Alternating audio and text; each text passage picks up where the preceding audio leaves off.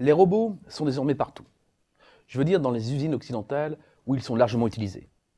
C'est une évidence en Allemagne qui compte environ 150 000 robots selon l'IFR, la Fédération internationale de la robotique. C'est aussi vrai en Italie avec un parc d'environ 62 400 unités. C'est en revanche beaucoup moins vrai en France avec près de 2 fois moins de robots industriels installés qu'en Italie et 4 fois moins qu'en Allemagne. La France et ses 34 800 robots a du retard. Et l'écart se creuse par rapport à nos principaux concurrents. Les industriels français ont installé un peu plus de 3 000 nouveaux robots en 2011. Les Allemands, eux, 19 500. C'est 7 fois plus. Même corriger les effets de structure, c'est-à-dire corriger de la puissance relative des différentes industries, le diagnostic reste inchangé. Les entreprises françaises ratent le virage de la robotisation et de l'automatisation. Un retard d'autant plus inquiétant que les pays émergents, Chine en tête, s'équipent à vive allure. Mais il y a plus grave encore. Notre parc de robots est complètement dépassé. En examinant le parc de robots et les achats annuels de robots pour chaque pays, on peut évaluer le nombre de robots mis au rebut chaque année, puis en déduire la durée de vie. Nous avons fait ces calculs. Et ces calculs montrent qu'au niveau mondial, 8 à 10% du parc est mis au rebut chaque année, contre 4% seulement en France. Un robot dure donc plus d'une vingtaine d'années en France, contre 10 ans seulement dans le reste du monde. Non seulement notre parc de robots est plus réduit que celui de nos principaux concurrents, mais il est aussi plus vieux, donc en partie dépassé. Il faut également insister sur une autre carence. D'après les données de l'OCDE et de la Banque mondiale, la France compte 23 200 serveurs sécurisés, c'est-à-dire des serveurs informatiques de qualité professionnelle. Rapporté au nombre d'habitants, pour corriger de l'effet taille des pays, la France compte 4 serveurs informatiques sécurisés pour 10 000 habitants, le Japon 7, l'Allemagne 10, le Royaume-Uni et les États-Unis 16, soit un rapport de 1 à 4. Pour faire bref, la France est à la traîne et même en voie de sous-développement relatif. Son niveau d'équipement est plus bas et sa croissance est plus faible. Un sous-développement lié à une pensée dominante. L'écrasante majorité des dirigeants d'entreprise pensent encore que l'informatique est un centre de coûts et non un investissement pour transformer l'entreprise. Et un centre de coûts, c'est fait pour être réduit. Le manque d'investissement, l'obsolescence des équipements entraînent des pannes informatiques en cascade. Quand les coûts sont comprimés, les employés se retrouvent avec des progiciels déficients retouchés à coups de rustine. Et en cas de panne, celle-ci se propage partout dans l'entreprise avec pour conséquence des milliers d'heures perdues.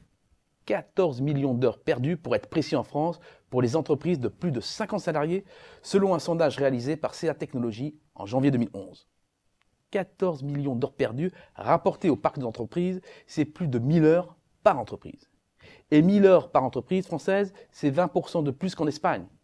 Et c'est 2 fois plus qu'au Royaume-Uni, qu'en Allemagne ou qu'en Italie. Des pannes qui ont bien évidemment un coût qui plombe la compétitivité. Pendant les pannes, le niveau de productivité des salariés tombe à 57% de leur productivité en temps normal. La France n'investit pas assez dans la recherche et développement, on le sait. Si l'on prend le ratio R&D sur PIB pour gommer les effets taille des économies, selon le classement de l'OCDE, la France arrive en 12e position, en dessous de la moyenne des pays développés, loin derrière l'Allemagne, les États-Unis et le Japon. Les résultats sont les mêmes si on rapporte la R&D au nombre d'habitants. Mais ce chiffre global est trompeur. Il masque la faiblesse chronique de l'investissement privé. Des deux côtés du Rhin, l'effort public en R&D est comparable. 140 € par habitant en France contre 143 € en Allemagne. En revanche, l'écart est énorme en matière de R&D privé. L'effort est de 191 € pour les entreprises françaises contre 324 pour leurs homologues allemandes. C'est 70% de plus. Il est vrai que l'industrie, qui concentre 84% de la recherche, pèse seulement 11% du PIB français contre 21% côté allemand. Dans ces conditions, pas étonnant que l'effort total soit plus faible en France. Mais même corrigé des effets de structure, le constat est sans appel. Les entreprises françaises investissent peu en R&D. Et si le chemin est long de l'idée nouvelle à sa réalisation industrielle, ce manque d'investissement en R&D se traduit forcément par un manque d'innovation. Le manque de robotisation, d'automatisation, d'informatisation freine l'innovation qui permettrait d'accroître la productivité et, en bout de chaîne, la profitabilité des entreprises. Le constat a le mérite d'être simple. Le taux de marge de l'industrie française sont les plus faibles de tous les autres pays avancés. Bien pire, avec la crise, ils sont tombés franchement sous la barre des 25%, du jamais vu depuis le début des années 70, sauf pendant les chocs pétroliers. C'est un retour en arrière de plus de 40 ans. Or, quand les marges sont comprimées, la capacité des entreprises à investir, à innover, à exporter, à augmenter les salaires et, in fine, à créer des emplois recule. En un mot commençant, pas de croissance sans capacité à prendre des risques, pas de prise de risque sans marge satisfaisante. Avec un taux de marge d'à peine plus de 20%, les industriels français sont tétanisés. Il ne joue plus que la sécurité et donc le déclin programmé.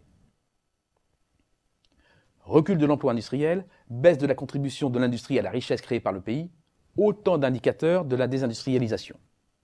Mais le marqueur le plus spectaculaire reste la chute libre de notre solde commercial industriel, qui n'intègre donc pas l'énergie. Largement positif en 2003, à 11 milliards d'euros, il devient négatif en 2005 pour s'enfoncer les années suivantes jusqu'au plancher record de 44 milliards d'euros de déficit en 2011. Et les dernières données disponibles le confirment, notre déficit industriel se rapproche de 40 milliards d'euros cette année. C'est là la principale explication de l'effondrement de notre balance commerciale. Bien plus que le pétrole. Il ne faut pas se voiler la face, aucune branche des services, pas même le tourisme, ne peut faire entrer les dizaines de milliards nécessaires pour rééquilibrer nos comptes extérieurs et donc pour maintenir le niveau de vie des Français. De nombreux pays développés souffrent aujourd'hui de désindustrialisation. Mais c'est en France que le phénomène a été le plus violent ces 10 dernières années. Le Made in France s'exporte de plus en plus mal. Ce n'est pas le cas de l'Allemagne, qui dégage un excédent colossal de ses échanges industriels. 266 milliards d'euros en 2011. Un excédent qui couvre largement le déficit énergétique et agricole. Mais l'Allemagne n'est pas un cas isolé. Le solde commercial manufacturier, italien, est lui aussi très largement positif. Ce pays toujours regardé de France avec condescendance. Jugez plutôt 56 milliards d'euros d'excédent industriel en 2011. Mais je ne voudrais pas terminer sur l'idée d'un déclin inexorable de notre industrie. L'industrie doit se réinventer et elle se réinvente déjà sous nos yeux. L'industrie comporte aujourd'hui massivement des activités de services et des investissements immatériels. Tout s'imbrique en fait. Nous avons cru entrer dans une ère post-industrielle. Certains ont cru pouvoir se débarrasser des usines. En vérité, nous sommes entrés, sans y prendre garde, dans une nouvelle phase. Cette phase est celle de l'industrie servicielle. Dans cette industrie servicielle, la maîtrise de toute la chaîne de valeur est stratégique dans tous ses maillons matériels, immatériels et de services. C'est sur toute la chaîne de valeur, y compris dans les services, qu'il faut innover, optimiser et devenir imbattable sur la qualité. C'est la seule façon d'obtenir un pouvoir de marché et d'imposer ses prix. Un exemple pour bien comprendre. Celui d'Otis dans les ascenseurs. Les ventes d'appareils représentent en moyenne 130 000 unités. 130 000 unités qui viennent grossir un parc désormais proche de 1,7 million d'ascenseurs qu'il faut maintenir en état. Une maintenance qui rapporte. La preuve ? De moins de 10% du chiffre d'affaires en 1999, le résultat opérationnel du groupe est passé à 22,6% en 2011.